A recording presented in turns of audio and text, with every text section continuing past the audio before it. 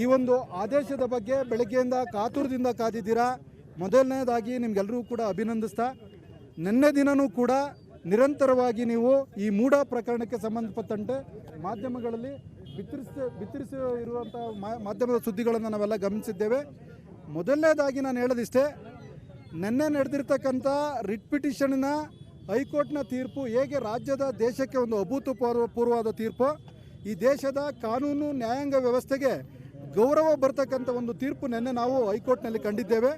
ಹಾಗೆಯೇ ಇವತ್ತು ನಮ್ಮ ಜನಪ್ರತಿನಿಧಿಗಳ ನ್ಯಾಯಾಲಯನೂ ಕೂಡ ಒಂದು ಭಾಳ ವಿವೇಚನೆಯನ್ನು ಮಾಡಿ ಎಲ್ಲ ದಾಖಲಾತಿಗಳನ್ನು ಪರಿಶೀಲನೆ ಮಾಡಿ ಕಳೆದ ವಾರದಿಂದ 15 ದಿವಸಗಳಿಂದ ಹಿರಿಯ ವಕೀಲರ ವಾದ ವಿವಾದಗಳನ್ನು ಪರಿಶೀಲನೆ ಮಾಡಿ ಜನಪ್ರತಿನಿಧಿಗಳ ನ್ಯಾಯಾಲಯ ಸ್ಪೆಷಲ್ ಕೋರ್ಟ್ ಇವತ್ತು ಒಂದು ಉತ್ತಮ ಆದೇಶವನ್ನು ಹೊರತಂದಿದೆ.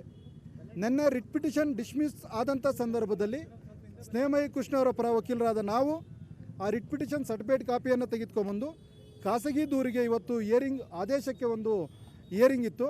ಅಂಥ ಸಂದರ್ಭದಲ್ಲಿ ನಾವು ಆದೇಶದ ಕಾಪಿಯನ್ನು ಕೋರ್ಟ್ ಗಮನಕ್ಕೆ ತಂದು ಅನೇಕ ವಾದ ವಿವಾದಗಳನ್ನು ಮತ್ತೆ ನಾವು ಮೆಲುಕಾಕಿದಂಥ ಸಂದರ್ಭದಲ್ಲಿ ಈಗಾಗಲೇ ಖಾಸಗಿ ದೂರನ್ನು ನಾವು ಸಲ್ಲಿಸಿ ಭಾಳ ದಿವಸ ಆಗಿದೆ. ಇವತ್ತೇ ಈ ಒಂದು ಆದೇಶವನ್ನು ಮಾಡಬೇಕು ಅಂತ ಕೋರ್ಟ್ ಗಮನಕ್ಕೆ ಮನವಿಯನ್ನು ಮಾಡಿದಾಗ ಕೋರ್ಟ್ ಇವತ್ತು ಒಂದು ಪ್ರಮುಖವಾದಂಥ ದಿಟ್ಟ ಹೆಜ್ಜೆಯನ್ನು ಇಟ್ಟು, ಏನು ಮಾನ್ಯ ಮುಖ್ಯಮಂತ್ರಿಗಳ ಮೇಲೆ ಒಂದು ಖಾಸಗಿ ದೂರನ್ನು ನಾವು ಹಾಕಿದ್ದು, ಅದಕ್ಕೆ ಸಂಬಂಧಪಟ್ಟಂತೆ ನಾವು ಖಾಸಗಿ ದೂರನ್ನ ಪ್ರೇಯರಲ್ಲೂ ಕೂಡ ಭಾಳ ಪರ್ಟಿಕ್ಯುಲರಾಗಿ ಕೇಳಿದ್ದು, ಯಾವುದೇ ಸರ್ಕಾರದ ಒಂದು ಸ್ವಾಮ್ಯದಲ್ಲಿ ಇಲ್ಲದೇ ಇರತಕ್ಕಂಥ ಒಂದು ಇಂಡಿಪೆಂಡೆಂಟ್ ಏಜೆನ್ಸಿಗೆ ಈ ಒಂದು ತನಿಖೆ ಕೊಡಬೇಕು. ಈ ಮೂಡ ಪ್ರಕರಣದಲ್ಲಿ ನಡೆದಿರ್ತಕ್ಕಂಥ 5,000 ಕೋಟಿಯ ಹಗರಣ ಪಾರದರ್ಶಕವಾಗಿ ಜನರಿಗೆ ಗೊತ್ತಾಗಬೇಕು, ಪ್ರಾಮಾಣಿಕ ತನಿಖೆ ಆಗಬೇಕು ಅಂದರೆ ಒಂದು ಇಂಡಿಪೆಂಡೆಂಟ್ ಏಜೆನ್ಸಿ ಆದಂಥ ದೊಡ್ಡ ಸಂಸ್ಥೆಗೆ ತನಿಖೆ ಕೊಡಬೇಕು ಅಂತ ನಾವು ಕೇಳಿದಂಥ ಸಂದರ್ಭದಲ್ಲಿ ಇವತ್ತು ಮಾನ್ಯ ನ್ಯಾಯಾಲಯ ನಮ್ಮ ಪ್ರೇಯರನ್ನು ಮನ್ನಿಸಿ ನಮ್ಮ ಖಾಸಗಿ ದೂರನ್ನು ಅಡ್ಮಿಟ್ ಮಾಡಿಕೊಂಡು ಇವತ್ತು ರಾಜ್ಯದ ಲೋಕಾಯುಕ್ತ ಸಂಸ್ಥೆ ಇನ್ವೆಸ್ಟಿಗೇಷನನ್ನು ಮಾಡಿ ರಾಜ್ಯದ ಲೋಕಾಯುಕ್ತ ಸಂಸ್ಥೆ ಮೈಸೂರಿನ ಡಿವಿಷನ್ ಏನು ಈ ಒಂದು ಪ್ರಕರಣಕ್ಕೆ ಸಂಬಂಧಪಟ್ಟಂತೆ ಅಗಾಧತೆಯ ಬಗ್ಗೆ ಈ ಪ್ರಾಮಾಣಿಕ ತನಿಖೆಯನ್ನು ಮಾಡಿ ಮುಂದಿನ 3 ತಿಂಗಳ ಒಳಗಡೆ ಒಂದು ರಿಪೋರ್ಟನ್ನು ನ್ಯಾಯಾಲಯಕ್ಕೆ ಕೊಡಬೇಕು ಅಂತಕ್ಕಂಥ ಆದೇಶವನ್ನು ಈ ಖಾಸಗಿ ದೂರಿನಲ್ಲಿ ಮಾನ್ಯ ನ್ಯಾಯಾಲಯ ಮಾಡಿದೆ. ಈ ನ್ಯಾಯಾಲಯದ ತೀರ್ಪನ್ನು ನಾನು ವೈಯಕ್ತಿಕವಾಗಿ ಮತ್ತು ಗೌರವಿಸ್ತಾ ಇದ್ದೇನೆ. ಇದು ವಿಚಾರಣೆಯ ಅಥವಾ ತನಿಖೆಯ ಎಫ್ಐಆರ್ ಅನ್ನು ಮಾಡಿ ಇನ್ವೆಸ್ಟಿಗೇಷನ್ ಮಾಡಬೇಕಾ, ಕೇವಲ ವಿಚಾರಣೆಯನ್ನ ಮಾಡಿ ವರದಿ ಕೊಡಬೇಕಾ? ಈ ಒಂದು ಖಾಸಗಿ ದೂರಿನ ಆದೇಶದ ಪ್ರಕಾರ ಯಾವುದೇ ಒಂದು ತನಿಖೆ ಮಾಡಬೇಕು ಅನ್ನೋಂಥ ಸಂದರ್ಭದಲ್ಲಿ ಎಫ್ಐಆರ್ ಅನ್ನು ಮಾಡ್ಕೋಬೇಕಾಗ್ತದೆ.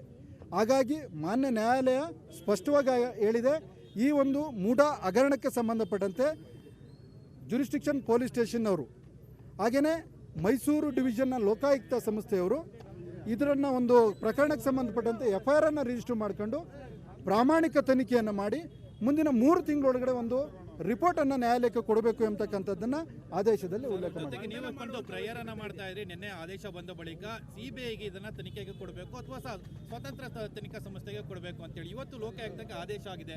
ನಿಮ್ಮ ಹೋರಾಟ ಏನಾದರೂ ಮತ್ತೆ ಕಾನೂನಾತ್ಮಕವಾಗಿ ಹೈಕೋರ್ಟ್ನಲ್ಲಿ ಮುಂದುವರಿಯುವಂಥ ಸಾಧ್ಯತೆಗಳಿದೆಯಾ? ಹೌದು, ನಮ್ಮ ಒಂದು ಪ್ರಾರ್ಥನೆ ನ್ಯಾಯಾಲಯದಲ್ಲಿ ಮತ್ತು ನಮ್ಮ ಅಭಿಪ್ರಾಯನೂ ಕೂಡ ಇದು ಪ್ರಾಮಾಣಿಕ ತನಿಖೆ ಆಗಬೇಕು. ರಾಜ್ಯದ ಮುಖ್ಯಮಂತ್ರಿ ಮತ್ತು ರಾಜ್ಯ ಸರ್ಕಾರದ ಯಾವುದೇ ಅಂಗಸಂಸ್ಥೆಯಲ್ಲಿ ಪ್ರಾಮಾಣಿಕ ತನಿಖೆ ಆಗೋದಿಲ್ಲ. ಒಂದು ಇಂಡಿಪೆಂಡೆಂಟ್ ಏಜೆನ್ಸಿ ಕೊಡಬೇಕು ಅನ್ನೋದು ಇವತ್ತು ಕೂಡ ನಮ್ಮ ನಿಲುವಾಗಿದೆ. ನ್ಯಾಯಾಲಯ ತೀರ್ಪನ್ನು ನಾವು ಗೌರವಿಸ್ತೇವೆ. ಇವತ್ತು ನ್ಯಾಯಾಲಯ ಲೋಕಾಯುಕ್ತಕ್ಕೆ ತನಿಖೆಗೆ ಅವಕಾಶವನ್ನು ಮಾಡಿಕೊಟ್ಟಿದೆ. ಆ ತೀರ್ಪನ್ನು ನಾವೆಲ್ಲರೂ ಗೌರವಿಸ್ತೇವೆ. ಇವತ್ತು ನಾವು ಲೋಕಾಯುಕ್ತ ತನಿಖೆಯ ಮೇಲೂ ನಮಗೆ ಗೌರವ ಇದೆ. ರಾಜ್ಯದ ಮುಖ್ಯಮಂತ್ರಿಗಳು ನೈತಿಕ ಹೊಣೆ ಹೊತ್ತು ರಾಜೀನಾಮೆಯನ್ನು ಕೊಟ್ಟು ಈ ಸಂದರ್ಭದಲ್ಲಿ ಲೋಕಾಯುಕ್ತ ತನಿಖೆ ಮಾಡಿಸಿದ್ದೇ ಆದರೆ ಪ್ರಾಮಾಣಿಕ ತನಿಖೆ ಹೊರಬರ್ತದೆ ಅಂತಕ್ಕಂಥದ್ದು ನನ್ನ ಅಭಿಪ್ರಾಯ. ರಾಜ್ಯದ ಮುಖ್ಯಮಂತ್ರಿಗಳು ತಮ್ಮ ಸ್ಥಾನದಲ್ಲಿ ಮುಂದುವರೆದು ತನಿಖೆ ನಡೆದರೆ ಯಾವುದೇ ಪ್ರಾಮಾಣಿಕ ಒಂದು ರಿಪೋರ್ಟನ್ನು ಪೊಲೀಸರು ಕೊಡೋಕ್ಕಾಗೋದಿಲ್ಲ. ಮುಖ್ಯಮಂತ್ರಿಗಳು ರಿಸೈನ್ ಮಾಡಿ ಒಂದು ಲೋಕಾಯುಕ್ತ ಸಂಸ್ಥೆ ತನಿಖೆ ಮಾಡಿದ್ದಾದರೆ ಪ್ರಾಮಾಣಿಕವಾದಂಥ ತನಿಖೆ ಆಗ್ತದೆ, ಗುಣಮಟ್ಟದ ರಿಪೋರ್ಟನ್ನು ಕೋರ್ಟಿಗೆ ಕೊಡ್ಬೋದು ಅಂತ ಹೇಳ್ತೀನಿ. ಇನ್ನು ಮುಂದೆನೂ ಕೂಡ ನಾವು ನಮ್ಮ ಸ್ನೇಹಮಯಿ ಕೃಷ್ಣ ಪರವಾಗಿ ಹೈಕೋರ್ಟಲ್ಲಿ ನಾವು ಮುಂದಿನ ದಿನಗಳಲ್ಲಿ ಇಂಡಿಪೆಂಡೆಂಟ್ ಏಜೆನ್ಸಿಗೆ ಸಿಬಿಐಗಾಗಲಿ ಒಂದು ತನಿಖಾ ಸಂಸ್ಥೆಗೆ ಕೊಡಬೇಕು ಎಂಬತಕ್ಕಂಥದ್ದನ್ನು ನಾವು ಮುಂದಿನ ದಿನಗಳಲ್ಲಿ ನ್ಯಾಯಾಲಯದಲ್ಲಿ ದಾವೆ ಹೂಡೋರಿದ್ದೀವಿ. ಹೀಗಾಗಿ ಇವತ್ತು ಕೊಟ್ಟಿರ್ತಕ್ಕಂಥ ತೀರ್ಪನ್ನು ನಾವು ಗೌರವಿಸ್ತಾ ಇದ್ದೀವಿ. ರಾಜಕೀಯವಾಗಿಯೂ ಕೂಡ ಮಾನ್ಯ ಮುಖ್ಯಮಂತ್ರಿಗಳಿಗೆ ಇದು ಒಂದು ಸೆಟ್ ಬ್ಯಾಕ್ ಆಗಿರ್ತಕ್ಕಂಥದ್ದು. ನಿನ್ನೆಯ ತೀರ್ಪು, ಉಚ್ಚ ನ್ಯಾಯಾಲಯದ ತೀರ್ಪು ಮತ್ತು ಇವತ್ತಿನ ಒಂದು ಜನಪ್ರತಿನಿಧಿಯ ನ್ಯಾಯಾಲಯದ ತೀರ್ಪು ಇಡೀ ದೇಶ ರಾಜ್ಯದ ಜನತೆಗೆ ನ್ಯಾಯಾಂಗ ವ್ಯವಸ್ಥೆ ಮೇಲೆ ನ್ಯಾಯಾಂಗ ಇಲಾಖೆ ಮೇಲೆ ಒಂದು ಗೌರವ ಬರ್ತಕ್ಕಂಥ ತೀರ್ಪು ಎಂಬತಕ್ಕಂಥದ್ದು ನನ್ನ ಅಭಿಪ್ರಾಯ ಆಗಿರ್ತದೆ. ಈಗ ಲೋಕಾಯುಕ್ತ ಕೊಟ್ಟಿರುವಂತಹ ತನಿಖೆ ಆದೇಶದ ಏನಿದೆ ಇದರಲ್ಲಿ ಸಿದ್ದರಾಮಯ್ಯನ ಬಂಧನ ಮಾಡಿ ತನಿಖೆ ಮಾಡುವಂತ ಅವಕಾಶ ಇದೆಯಾ ಅಥವಾ ಅಧಿಕಾರ ಇದೆಯಾ ಲೋಕಾಯುಕ್ತಕ್ಕೆ ಅಂತ? ಸರ್, ಈಗ ಯಾವುದೇ ಒಬ್ಬ ವ್ಯಕ್ತಿ ಮೇಲೆ ಆಪಾದನೆ ಬಂದಂಥ ಸಂದರ್ಭದಲ್ಲಿ ಅವ್ರ ಮೇಲೆ ಒಂದು FIR ಅನ್ನು ಮಾಡ್ಕೊಂಡಂಥ ಸಂದರ್ಭದಲ್ಲಿ ಆ ಲೋಕಾಯುಕ್ತ ಸಂಸ್ಥೆಯ ಒಂದು ಇನ್ವೆಸ್ಟಿಗೇಷನ್ ಆಫೀಸರು ಅವ್ರನ್ನ ಇನ್ವೆಸ್ಟಿಗೇಷನ್ಗೆ ಕರೀತಾರೆ. ಆ ಸಂದರ್ಭದಲ್ಲಿ ಪ್ರೇಮಾಪೇಸಿ ಮೇಲ್ನೋಟಕ್ಕೆ ಕಂಡಂಥ ಸಂದರ್ಭದಲ್ಲಿ ಅವ್ರನ್ನ ಅರೆಸ್ಟ್ ಮಾಡಿ ತನಿಖೆ ಮಾಡೋ ಅಂಥದ್ದು ಇರ್ತದೆ. ಹಾಗಾಗಿ ಅದಕ್ಕೆ ನಾನು ಹೇಳಿದೆ, ಇಲ್ಲಿ ಮಾನ್ಯ ಮುಖ್ಯಮಂತ್ರಿಗಳು ರಾಜೀನಾಮೆಯನ್ನು ಕೊಟ್ಟು ತನಿಖೆಯಲ್ಲಿ ಪಾಲ್ಗೊಂಡ್ರೆ ಭಾಳ ಒಂದು ಉತ್ತಮ ಅಂತಕ್ಕಂಥದ್ದು. ಅವಾಗ ಪ್ರಾಮಾಣಿಕ ತನಿಖೆ ನಡೀತದೆ. ಈಗ ಮಾನ್ಯ ಮುಖ್ಯಮಂತ್ರಿ ಅಂಡರಲ್ಲಿ ಕೆಲಸ ಮಾಡೋಂಥ ಇವೆಲ್ಲ ಸಂಸ್ಥೆಗಳು ಮಾನ್ಯ ಮುಖ್ಯಮಂತ್ರಿಗಳ ಕ್ಯಾಬಿನೆಟ್ ಸಚಿವರ ಒಂದು ಅಂಕುಶದ ಮೇಲೆ ನಡೀತಕ್ಕಂಥ ಸಂಸ್ಥೆಗಳಾಗಿರ್ತವೆ. ಹಾಗಾಗಿ ಇವತ್ತು ಮಾನ್ಯ ಮುಖ್ಯಮಂತ್ರಿಗಳು ರಾಜೀನಾಮೆಯನ್ನು ಸಲ್ಲಿಸಿ ಸಂಪೂರ್ಣ ತನಿಖೆಗೆ ಸಹಕಾರ ಕೊಟ್ಟ ನಂತರ ಅವರು ನಿರಪರಾಧಿ ಆದಮೇಲೆ ಮತ್ತೆ ಮುಖ್ಯಮಂತ್ರಿ ಆಗ್ಬೋದು. ಇವತ್ತು ಕೋರ್ಟ್ ಹೇಳಿರ್ತಕ್ಕಂಥದ್ದು ಅವ್ರನ್ನ ಅರೆಸ್ಟ್ ಮಾಡಿ ಅವ್ರನ್ನ ಇದು ಮಾಡಿ ಅಂತಕ್ಕಂಥದ್ದನ್ನು ಎಲ್ಲೂ ಉಲ್ಲೇಖ ಮಾಡಿಲ್ಲ. ಈ ಒಂದು ಪ್ರಕರಣದಲ್ಲಿ ಪ್ರೇಮಾಪೇಸಿ ದೊಡ್ಡ ಹಗರಣ ನಡೆದಿರ್ತಕ್ಕಂಥದ್ದು ದಾಖಲಾತಿಗಳೇ ಕಂಡು ಬರ್ತಾ ಇದೆ. ಹಾಗಾಗಿ ಎಲ್ಲ ದಾಖಲಾತಿಗಳನ್ನು ಪರಿಶೀಲನೆ ಮಾಡಿದಂಥ ಉಚ್ಚ ನ್ಯಾಯಾಲಯ ಇರ್ಬೋದು, ಜನಪ್ರತಿನಿಧಿ ನ್ಯಾಯ ಒಂದು ಪ್ರಾಮಾಣಿಕ ತನಿಖೆಯನ್ನು ಇದರಲ್ಲಿ ಮಾಡಿ ಒಂದು ರಿಪೋರ್ಟನ್ನು ಕೊಡಿ ಅಂತಕ್ಕಂಥದ್ದು, ನೀವೇ ಇನ್ವೆಸ್ಟಿಗೇಷನನ್ನು ಮಾಡಿ ಅಂತಕ್ಕಂಥ ಮಾತನ್ನು ಹೇಳಿದೆ. ಹಾಗಾಗಿ ಈ ಎಲ್ಲ ವಿಚಾರಗಳ ದೃಷ್ಟಿಯಿಂದ ಮಾನ್ಯ ಮುಖ್ಯಮಂತ್ರಿಗಳು ಇನ್ವೆಸ್ಟಿಗೇಷನ್ಗೆ ಸಂಪೂರ್ಣ ಸಹಕಾರ ಕೊಡ್ತಾರೆ. ಒಂದು ಒಳ್ಳೆಯ ಇನ್ವೆಸ್ಟಿಗೇಷನ್ ರಿಪೋರ್ಟ್ ಕೋರ್ಟಿಗೆ ಬರ್ತದೆ ಅಂತೇಳಿ ಅಚಲವಾದ ವಿಶ್ವಾಸ. ಬಂಧನ ಮಾಡ್ತಕ್ಕಂಥ ಅಧಿಕಾರ ಯಾವುದೇ ಒಬ್ಬ ವ್ಯಕ್ತಿಗೆ FIR ಆದಂಥ ಸಂದರ್ಭದಲ್ಲಿ ಆ ಒಂದು ಪರಿಸ್ಥಿತಿಯನ್ನು ನೋಡಿ ಬಂಧಿಸಿ ಇನ್ವೆಸ್ಟಿಗೇಷನ್ ಮಾಡೋಂಥ ಸಂದರ್ಭ ಇರ್ತದೆ. ಸರ್, ಈಗ ಕೋರ್ಟು ರೆಫರ್ ಮಾಡಿದೆ. ಈಗ ಇನ್ವೆಸ್ಟಿಗೇಷನ್ ಆಫೀಸರು FIR ಮಾಡಿಕೊಂಡು ಅವ್ರ ಮುಂದಿನ ನಡೆ ಏನು ಅನ್ನೋದು ನಾವು ನೋಡಬೇಕೀಗ. ಅವ್ರು ಬಂಧಿಸಿ ಇನ್ವೆಸ್ಟಿಗೇಷನ್ ಮಾಡೋ ಸಂದರ್ಭ ಇದ್ರೂ ಮಾಡಬೇಕಾಗ್ತದೆ. ಇದು ಈ ಕಾನೂನು ಜನಸಾಮಾನ್ಯರಿಗೂ ಒಂದೇ. ಸರ್, ವರದಿ ಸಲ್ಲಿಸಬೇಕು ಅಂದರೆ ಏನು ವರದಿ? ಈಗ ಒಬ್ಬ ವ್ಯಕ್ತಿ ಮೇಲೆ ಆಪಾದನೆ ಬಂದಿದೆ ಅಂದಮೇಲೆ ಅವ್ರ ಮೇಲೆ ಒಂದು FIR ರಿಜಿಸ್ಟರ್ ಮಾಡ್ಕೊಂಡು ಇನ್ವೆಸ್ಟಿಗೇಷನ್ ಮಾಡಬೇಕಾಗ್ತದೆ.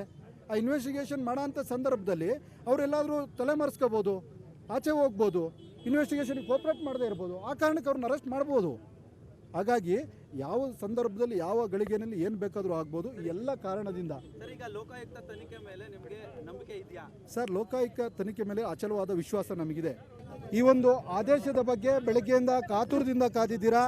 ಮೊದಲನೇದಾಗಿ ನಿಮ್ಗೆಲ್ಲರೂ ಕೂಡ ಅಭಿನಂದಿಸ್ತಾ, ನಿನ್ನೆ ದಿನವೂ ಕೂಡ ನಿರಂತರವಾಗಿ ನೀವು ಈ ಮೂಡ ಪ್ರಕರಣಕ್ಕೆ ಸಂಬಂಧಪಟ್ಟಂತೆ ಮಾಧ್ಯಮಗಳಲ್ಲಿ ಬಿತ್ತರಿಸಿ ಇರುವಂಥ ಮಾಧ್ಯಮದ ಸುದ್ದಿಗಳನ್ನು ನಾವೆಲ್ಲ ಗಮನಿಸಿದ್ದೇವೆ. ಮೊದಲನೇದಾಗಿ ನಾನು ಹೇಳೋದಿಷ್ಟೇ, ನಿನ್ನೆ ನಡೆದಿರ್ತಕ್ಕಂಥ ರಿಟ್ ಪಿಟಿಷನ್ನ ಹೈಕೋರ್ಟ್ನ ತೀರ್ಪು ಹೇಗೆ ರಾಜ್ಯದ ದೇಶಕ್ಕೆ ಒಂದು ಅಭೂತಪೂರ್ವವಾದ ತೀರ್ಪು, ಈ ದೇಶದ ಕಾನೂನು ನ್ಯಾಯಾಂಗ ವ್ಯವಸ್ಥೆಗೆ ಗೌರವ ಬರ್ತಕ್ಕಂಥ ಒಂದು ತೀರ್ಪು ನಿನ್ನೆ ನಾವು ಹೈಕೋರ್ಟ್ನಲ್ಲಿ ಕಂಡಿದ್ದೇವೆ. ಹಾಗೆಯೇ ಇವತ್ತು ನಮ್ಮ ಜನಪ್ರತಿನಿಧಿಗಳ ನ್ಯಾಯಾಲಯನೂ ಕೂಡ ಒಂದು ಭಾಳ ವಿವೇಚನೆಯನ್ನು ಮಾಡಿ ಎಲ್ಲ ದಾಖಲಾತಿಗಳನ್ನು ಪರಿಶೀಲನೆ ಮಾಡಿ ಕಳೆದ ವಾರದಿಂದ 15 ದಿವಸಗಳಿಂದ ಹಿರಿಯ ವಕೀಲರ ವಾದ ವಿವಾದಗಳನ್ನು ಪರಿಶೀಲನೆ ಮಾಡಿ ಜನಪ್ರತಿನಿಧಿಗಳ ನ್ಯಾಯಾಲಯ ಸ್ಪೆಷಲ್ ಕೋರ್ಟ್ ಇವತ್ತು ಒಂದು ಉತ್ತಮ ಆದೇಶವನ್ನು ಹೊರತಂದಿದೆ. ನಿನ್ನೆ ರಿಟ್ ಪಿಟಿಷನ್ ಡಿಸ್ಮಿಸ್ ಆದಂಥ ಸಂದರ್ಭದಲ್ಲಿ ಸ್ನೇಹಮಯಿ ಕೃಷ್ಣ ಅವರ ಪರ ವಕೀಲರಾದ ನಾವು ಆ ರಿಟ್ ಪಿಟಿಷನ್ ಸರ್ಟಿಫೈಡ್ ಕಾಪಿಯನ್ನು ತೆಗೆದುಕೊಂಡ್ಬಂದು ಖಾಸಗಿ ದೂರಿಗೆ ಇವತ್ತು ಆದೇಶಕ್ಕೆ ಒಂದು ಹಿಯರಿಂಗ್ ಇತ್ತು. ಅಂಥ ಸಂದರ್ಭದಲ್ಲಿ ನಾವು ಆದೇಶದ ಕಾಪಿಯನ್ನು ಕೋರ್ಟ್ ಗಮನಕ್ಕೆ ತಂದು ಅನೇಕ ವಾದ ವಿವಾದಗಳನ್ನು ಮತ್ತೆ ನಾವು ಮೆಲುಕಾಕಿದಂಥ ಸಂದರ್ಭದಲ್ಲಿ ಈಗಾಗಲೇ ಖಾಸಗಿ ದೂರನ್ನು ನಾವು ಸಲ್ಲಿಸಿ ಭಾಳ ದಿವಸ ಆಗಿದೆ. ಇವತ್ತೇ ಈ ಒಂದು ಆದೇಶವನ್ನು ಮಾಡಬೇಕು ಅಂತ ಕೋರ್ಟ್ ಗಮನಕ್ಕೆ ಮನವಿಯನ್ನು ಮಾಡಿದಾಗ ಕೋರ್ಟ್ ಇವತ್ತು ಒಂದು ಪ್ರಮುಖವಾದಂಥ ದಿಟ್ಟ ಹೆಜ್ಜೆಯನ್ನು ಇಟ್ಟು, ಏನು ಮಾನ್ಯ ಮುಖ್ಯಮಂತ್ರಿಗಳ ಮೇಲೆ ಒಂದು ಖಾಸಗಿ ದೂರನ್ನು ನಾವು ಹಾಕಿದ್ದು, ಅದಕ್ಕೆ ಸಂಬಂಧಪಟ್ಟಂತೆ ನಾವು ಖಾಸಗಿ ದೂರನ್ನ ಪ್ರೇಯರಲ್ಲೂ ಕೂಡ ಭಾಳ ಪರ್ಟಿಕ್ಯುಲರಾಗಿ ಕೇಳಿದ್ದು, ಯಾವುದೇ ಸರ್ಕಾರದ ಒಂದು ಸ್ವಾಮ್ಯದಲ್ಲಿ ಇಲ್ಲದೇ ಇರತಕ್ಕಂಥ ಒಂದು ಇಂಡಿಪೆಂಡೆಂಟ್ ಏಜೆನ್ಸಿಗೆ ಈ ಒಂದು ತನಿಖೆ ಕೊಡಬೇಕು. ಈ ಮೂಡ ಪ್ರಕರಣದಲ್ಲಿ ನಡೆದಿರ್ತಕ್ಕಂಥ 5,000 ಕೋಟಿಯ ಹಗರಣ ಪಾರದರ್ಶಕವಾಗಿ ಜನರಿಗೆ ಗೊತ್ತಾಗಬೇಕು, ಪ್ರಾಮಾಣಿಕ ತನಿಖೆ ಆಗಬೇಕು ಅಂದರೆ ಒಂದು ಇಂಡಿಪೆಂಡೆಂಟ್ ಏಜೆನ್ಸಿ ಆದಂಥ ದೊಡ್ಡ ಸಂಸ್ಥೆಗೆ ತನಿಖೆ ಕೊಡಬೇಕು ಅಂತ ನಾವು ಕೇಳಿದಂಥ ಸಂದರ್ಭದಲ್ಲಿ ಇವತ್ತು ಮಾನ್ಯ ನ್ಯಾಯಾಲಯ ನಮ್ಮ ಪ್ರೇಯರನ್ನು ಮನ್ನಿಸಿ ನಮ್ಮ ಖಾಸಗಿ ದೂರನ್ನು ಅಡ್ಮಿಟ್ ಮಾಡಿಕೊಂಡು ಇವತ್ತು ರಾಜ್ಯದ ಲೋಕಾಯುಕ್ತ ಸಂಸ್ಥೆ ಇನ್ವೆಸ್ಟಿಗೇಷನನ್ನು ಮಾಡಿ ರಾಜ್ಯದ ಲೋಕಾಯುಕ್ತ ಸಂಸ್ಥೆ ಮೈಸೂರಿನ ಡಿವಿಷನ್ ಏನು ಈ ಒಂದು ಪ್ರಕರಣಕ್ಕೆ ಸಂಬಂಧಪಟ್ಟಂತೆ ಅಗಾಧತೆಯ ಬಗ್ಗೆ ಈ ಪ್ರಾಮಾಣಿಕ ತನಿಖೆಯನ್ನು ಮಾಡಿ ಮುಂದಿನ 3 ತಿಂಗಳ ಒಳಗಡೆ ಒಂದು ರಿಪೋರ್ಟನ್ನು ನ್ಯಾಯಾಲಯಕ್ಕೆ ಕೊಡಬೇಕು ಎಂಬತಕ್ಕಂಥ ಆದೇಶವನ್ನು ಈ ಖಾಸಗಿ ದೂರಿನಲ್ಲಿ ಮಾನ್ಯ ನ್ಯಾಯಾಲಯ ಮಾಡಿದೆ.